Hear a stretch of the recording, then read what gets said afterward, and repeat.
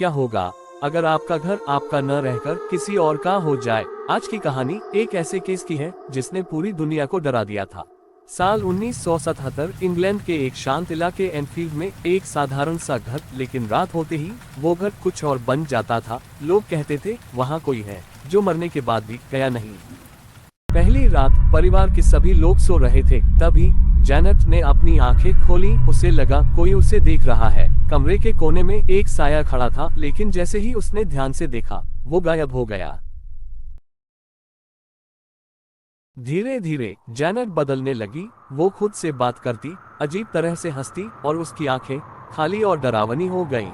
एक दिन उसने अचानक एक बूढ़े आदमी की आवाज में कहा, ये मेरा घर है। उस रात अचानक कमरे की कुर्सी अपने आप हिलने लगी, फिर टेबल पलट गई, खिलौने खुद चलने लगे। पूरा घर जैसे किसी अनदेखी ताकत के कब्जे में था। जैनेट के पीछे कुछ खड़ा था, एक काला साया जो हर पल उसे कंट्रोल कर रहा था, और वो धीरे धीरे और ताकतवर हो रहा था।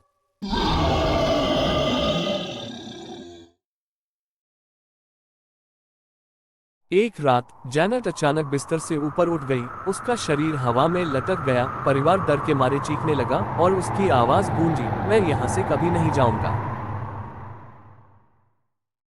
दीवारों पर अचानक निशान बनने लगे, जैसे किसी ने खून से लिखा हो, गेट आउट। अब ये सिर्फ डर नहीं था, ये एक चेतावनी थी।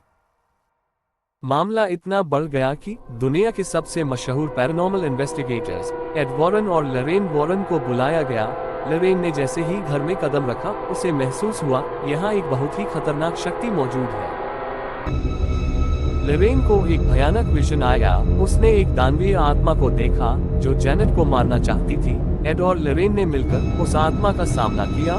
लरेन ने उसका असली नाम जान लिया, और जैसे ही उसने नाम पुकारा पूरा घर हिल गया और एक जोरदार चीख के साथ वो शक्ति कमजोर पड़ गई। इसके बाद धीरे धीरे सब कुछ शांत हो गया। जैनेट नॉर्मल हो गई। परिवार ने राहत की सांस ली, लेकिन कुछ सवाल आज भी बाकी हैं। क्या सच में वो आत्मा चली गई, या वो अभी भी कहीं छुपी है, किसी अगले शिकार का इंतजार करते हुए।